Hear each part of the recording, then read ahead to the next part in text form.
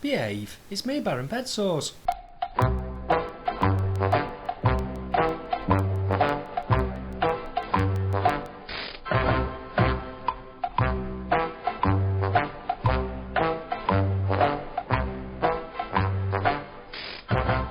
Now then, it's the Baron.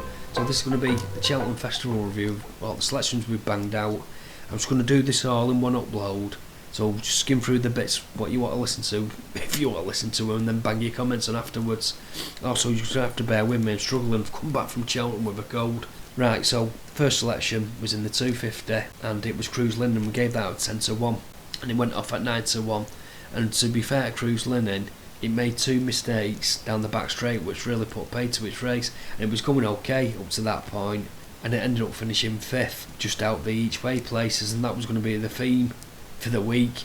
We had a winner every day plus a selection that just failed to get in the each way places, barring Village Vic, but we'll get to that selection in a minute. What's most probably known about that race is I did look at the first and second, and due to David Pipe and John Joe O'Neill, especially O'Neill, desperately being out of form, I disregarded them. But fair play when they got their horses there straight for the race and got no arguments really. So that was the first selection. The second selection that day was in the 410 in the Mares Hurdle race, and it was Voom Voom Mag. And I did say in the upload that I did consider Voom Voom Mag the best mare in the race by miles, and it proved to be.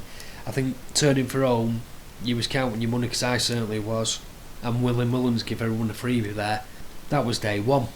So it's day two at Cheltenham, the first selection running the 130 in the Neptune, and I put out York Hill at 8 to 1, and it ends off going off 3 to 1. I still can't believe 2 weeks before the race she was getting 8 to 1 for York Hill to win the Neptune. So back in December I did back York Hill anti-post to win the Supreme, and that's before it run at Punchestown, so it ends up going wins that race, and it slashed them for Supreme. So I was feeling quite smug with myself.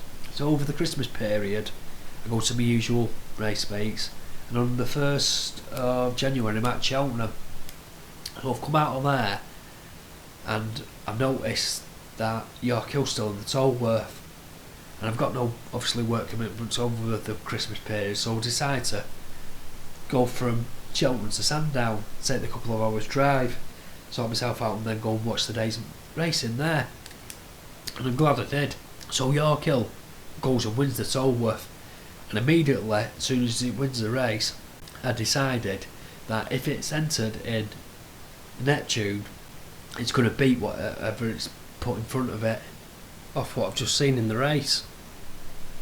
I consider the Tollworth the best bit of novice form on offer this season, and I know that's quite debatable, but the second and third aren't done too bad out of that race.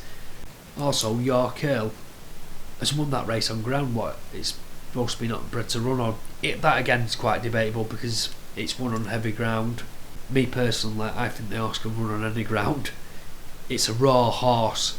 They said it's going to make a fantastic chaser, and it's one to keep on the good side of. I'd like to see this horse at 3 Mile.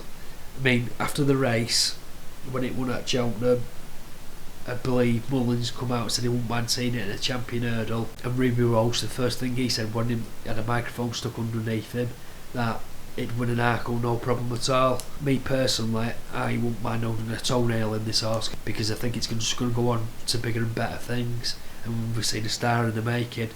So that was the first selection of day 2 in the 130 in the Neptune, York Hill at 8 to 1, and it gave us a great start to the day. So the second selection, day 2 at Cheltenham, running the RSA Chase, and I put up No More Heroes. And I don't really want to go on about this race, obviously for obvious reasons. While I was at Cheltenham, the rumour mill was going round quite quickly after the race that No More Heroes had to be put down, and to make matters worse, he had more of that who broke a blood vessel, and I think it'd be a bit unfair to me to make excuses in the race, as Black Line and Shane Hill got home first and second fair and square. The only other thing I'd say about the race is I know that the animal rights have been banging the drum to get racing banned or to stop it, but the casualties have come down in racing a hell of a lot, and due to on-course irrigation that stops horses running on race courses, but more like race tracks, let's say. They've significantly come down the figures. It was a sad end today too, really, and that's all I want to say about it. But obviously, well done to the connections of the first two. So, sorry about that, I'm having a bit of coughing fit. Right, so third day, first selection was in the Ryanair's Chase and put up Village Vic at 12-1. And out of all the races, what I picked over the meet, I think this has got to be the washout due to Valtor going for the race. And if Valtor doesn't go for this race, quite a few others don't go for it, especially Val Salido and a few others. Saying that though, Johnson went out on Village Vic and done what he's done all season on the arse, and it just wasn't good enough at the end of the day. The only heartbreaking thing about that race is hindsight's a great thing, and if I would have known the Tour was going for that race instead of the Gold Cup, it would have been my banker, because I couldn't believe I got shaved over even money for the Tour. What I ended up doing that day was tying in with the second selection, which is Thistlecrack. So we did give Thistlecrack out as the second selection of the third day, which run in the 3:30 the World Hurdle, and we gave it out at 65 with penny power, and it went off even money. So I did say in the upload I couldn't see past Thistlecrack. It had everything for the race: stamina, turn of foot, and basically I considered it a steering job for Tom Scudamore. And I've had emails off a lot of you saying that out of all the selections, what they picked Thistlecrack. So it'll be interesting to see what's going to happen with Thistlecrack, if Tizard's going to take it chasing. But I haven't really got a strong opinion on Thistlecrack, whether it goes chasing or it stays hurdling. But one thing is guaranteed: if it does stay hurdling at that distance, it'll go close to winning another World Hurdle.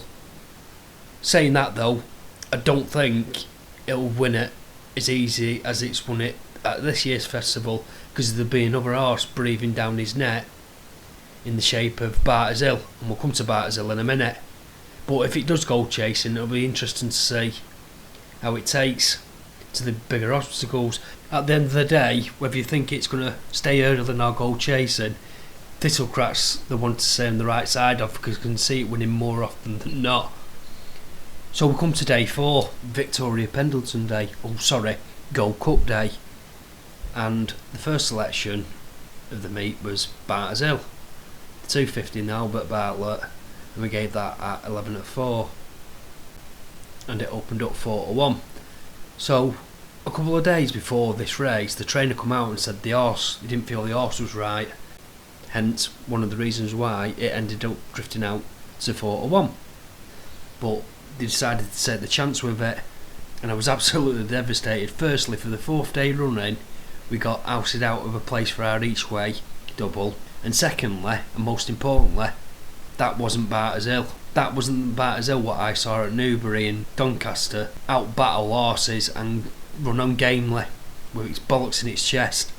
So I'd like to think that the trainer was right and it wasn't right, but he took the chance with the horse, and to be fair, Barter's Hill, it didn't run bad. It finished 4th, and about 50 yards from the line it was still trying. So if you watch Barter's Hill's previous races, you know there was something amiss. That wasn't Barter's Hill, and I'd be quite happy to stay on the same side as Barter's Hill in its next couple of races to see how it goes. One thing for sure, if it does turn up to Cheltenham next year and it does go for the World Hurdle and Thistlecrack's in it, it might not win it, but Thistlecrack will know it's been in a race. So Barter's Hill is one just to keep your eye on, whatever they choose to do with it, or whatever they choose to enter it in next year's Cheltenham Festival. So we come to the big one, the Gold Cup, and I've been banging on about Don Cossack since the summer of last year, and in uploads, I think at the start of November, end of October, I put Don Cossack up to win this race at 8-1 with Betfred and 7.5-1 on the exchanges. So I'm not going to go into that too much now. I'm going to do a separate upload for that. But if you was on, well done. And I know some of you have emailed me and had the 8-1 and with Betfred and been backing it and doubling it up with a few others. So well done for that, and I'll leave it for now. Always what I say is bang your comments on and thanks for listening. Hope you've all had a decent Cheltenham, whatever you chose, and A-Tree's round the corner, so watch out for that. I've already done the upload for the Grand National. I'm sorry, there might be a few mistakes in this upload because I've tried to get it all in one hit and I'm not so well, so forgive me if there is, but no doubt someone will email me and bang a comment on and tell me how wrong I am. Anyway, I'll leave it for now. Cheers for listening, the Baron.